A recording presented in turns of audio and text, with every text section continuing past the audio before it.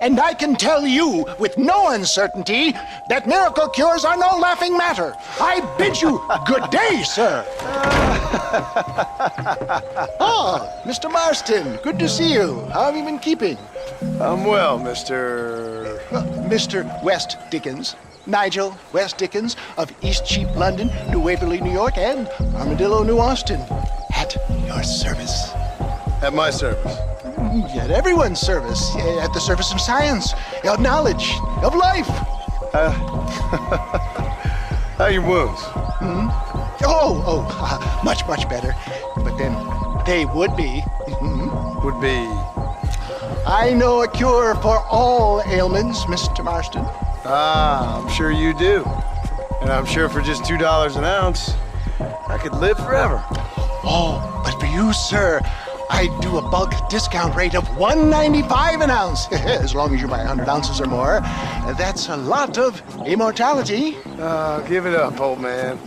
That's Mr. West Dickens to you, boy. Give it up, old man. Listen, Marston, I'm broke. But this stuff is good. It works. I need a healthy young man like you. Come along, and let's ride over to my newest customer at Ridgewood, and I'll explain while we go. Okay.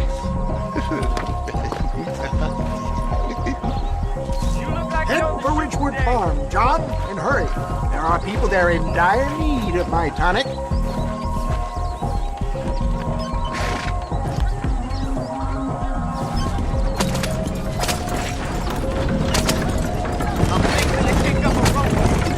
I heard about you, Mr. West Dickens. And I about you, John Marston. Hoodwinking the weak, gullible out of their hard-earned money. My dear boy, it is you who is gullible, if I may be so bold, for heeding such ill-informed You're scuttlebutt. as full of wind as a horse with the collar. I have been blessed with the gift of language, and for that I will not apologize. But the West Dickens elixirs speak for themselves. Get back on the road! We'll have nothing left by the time we get to Ridgewood. For the love of God, try to stay on the road! If my tonic is such a sham, how do you explain the fine battle in which you find me? Last time you saw me, I was knocking at death's door. You should thank the doctor for that. And I reckon you were acting it up worse than it was. Act I can, John. A more convincing Othello there has never been. And so shall you. A fair Iago or Cassio. I don't like the sound of this. Showmanship, John. The flourish. The bow.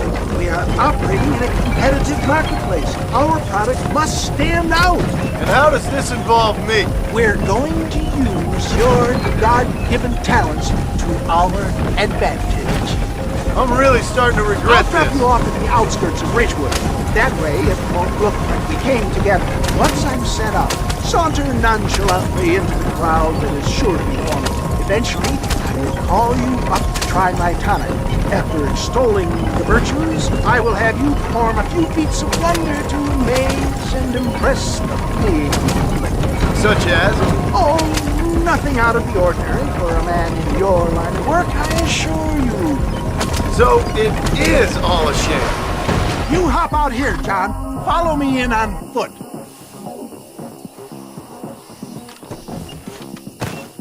See you shortly, and remember, showmanship.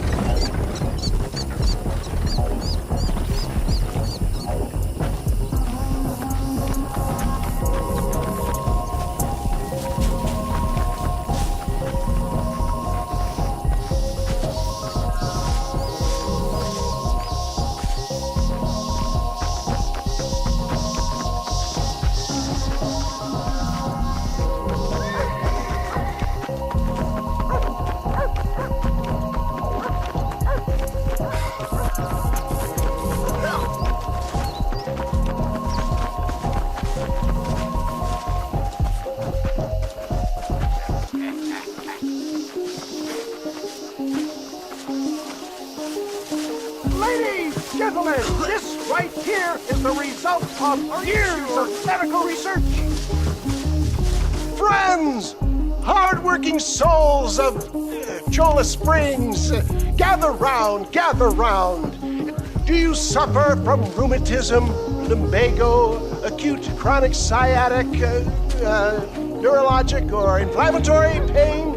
Well, I represent the only company that makes the genuine article that cures headaches, neuralgia, earache, toothaches, backache, swelling, sprains, sore chests, swelling of the throats, contracted cords and muscles, anxieties and ravaged nerves, stiff joints, wrenches, dislocations, cuts and bruises, and it adds vitality and vigor to the healthy man. But can you prove it, old man? Oh, I'm sure there's some customer here who could prove the qualities of it by taking a drink right now. You, sir, come up here. Step right up.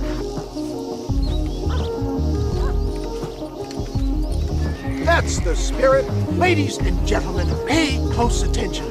This poor, wretched volunteer, entirely unknown to me, will demonstrate the effects of Dr. West Dickens' own patent tonic. Be you a cowpoke or athlete, this miraculous elixir developed with the wisdom of the East keeps the muscles supple and relaxes the cords. It loosens the joints and gives a feeling of youth and vigor to the whole system. Not possible, I hear you say. Well, doubt no longer. Faith can move mountains, but I ask not for faith. I am a man of science, and today science will be vindicated. Your eyesight has greatly improved. Is that not so, friend? If you say so. That's right, it is. You heard him. What a good sport you are, sir. Now, gaze over yonder at that porch. If you squint, you may just be able to make out the skull that's hanging there. Go ahead, friend. Shoot that skull and demonstrate the miraculous eyesight you now possess.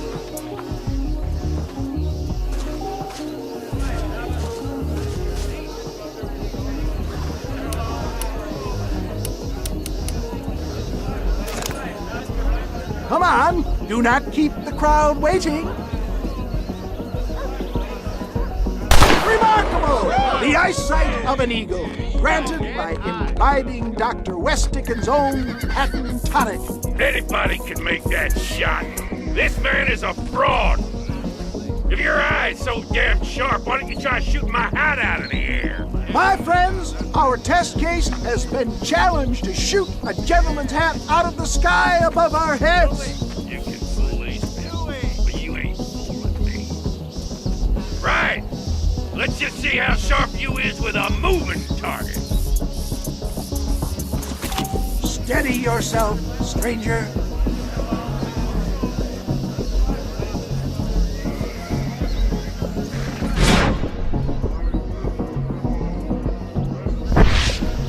You're more crooked than a snake in a...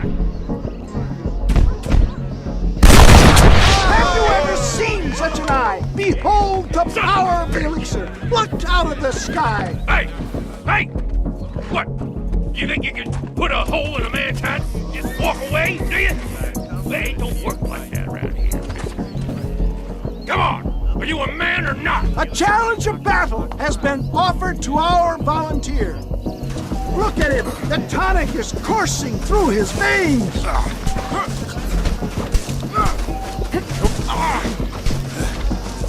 Look at that! Inhuman strength! This how you want it? There it is! Skeptics and dissenters! Irrefutable proof! Do not let this opportunity pass you by! Look, he's over there. Go get him! This ends now! Watch out! He's got a gun! Who the hell do you think you are? You ain't leaving here alive!